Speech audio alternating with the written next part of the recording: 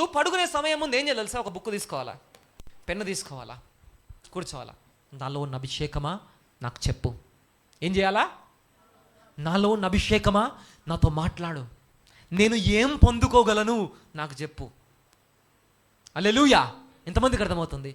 నువ్వు అడగాల, నీలో ఉన్న put a demand and the anointing you have. ఎంతమందిలో అభిషేకం ఉంది చెప్పండి? ఎంతమంది యేసుక్రీస్తు ప్రభువారు దేవుడిని అంగీకరిస్తున్నారు? You are all anointed. Hallelujah. వాక్యము సెలవిస్తుంది, నీవు ఎప్పుడైతే క్రీస్తుని తెలుసుకున్నావో నువ్వు క్రీస్తుని ధరించి ఉన్నావంట. ఏం చేసినావంట? నువ్వు ధరించుకున్నావు. క్రీస్తు అన్న పదానికి అర్థం ఏంటి? అనాయింటెడ్ వన్, అభిషేక్తుడు. అంటే యేసు క్రీస్తు ప్రభువు అని నువ్వు నమ్మినవంటే అర్థం దాని అర్థం ఏంటి? నువ్వు అభిషేకాన్ని ధరించుకున్నావు అని అర్థం. So there is an anointing in you. నీ లోపల అభిషేకం ఉంది. నీ లోపల ఏం చేయాలా? దాని మీద డిమాండ్ చేయాలా. Demand the anointing. అడగాల, అభిషేకం నాతో మాట్లాడు. ఎలా పని చేస్తావు?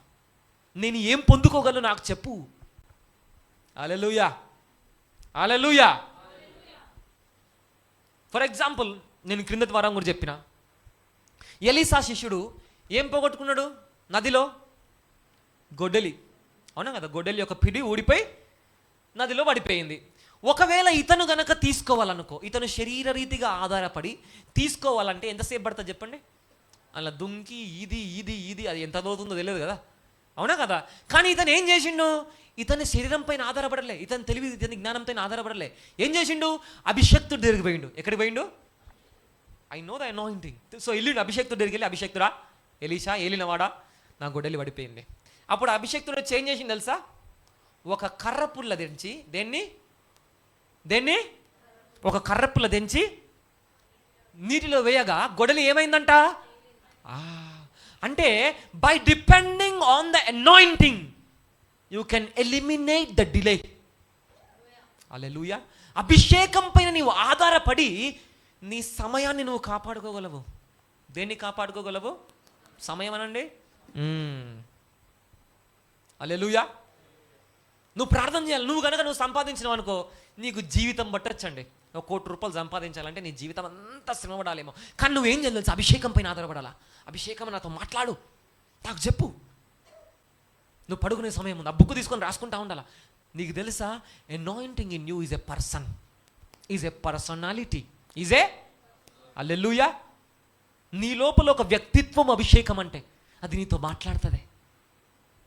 హల్లెలూయా. ఎంతమందికి అర్థమవుతుంది? Demanding the anointing. ఏంటిది? Demand the anointing from now. Don't waste your time. Don't waste your time. నీ భార్య నీ మాట ఇంటలే అనుకో, ఏం చేయాలా? I'm speaking some raw things today. నీ భర్త నీ మాట వినట్లే, నీ భార్య నీ మాట వినట్లే, ఏం చేయాలా? ఓ యుద్ధం చేయొద్దు. ఏం చేయాలా? పోయి కూర్చోవాలి. అభిషేకం నాతో మాట్లాడు. ఏం చేస్తే నా భర్త నా మాట వింటాడు? Speak to me anointing. నేనేం చేయాలా? అడగాల.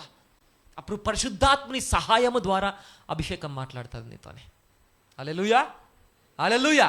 The anointing in you will speak to you, will lead you. ఎంతమందికి అర్థమవుతుంది? నువ్వు పరిశుద్ధాత్మను అడగాల. పరిశుద్ధాత్మ నాకు బోధించు తండ్రి, నేనేం చేయాలా? ఎంతమంది చేస్తారు ఈ అలవాటు? చేసుకుందాం ఈ రోజు నుంచి ఈ అలవాటు. నువ్వు సంవత్సరాలు టైం వేస్ట్ చేసుకునే బదులు రోజుకు ఒక 10 నిమిషాలు దీనికి కేటాయిస్తే చాలు. 100 సంవత్సరాలు బట్టే నీకు సంవత్సరంలో వచ్చేయచ్చు. We don't know. ఒక నెలలో వచ్చేయచ్చు. We don't know. Hallelujah. You can save your time by depending on the anointing.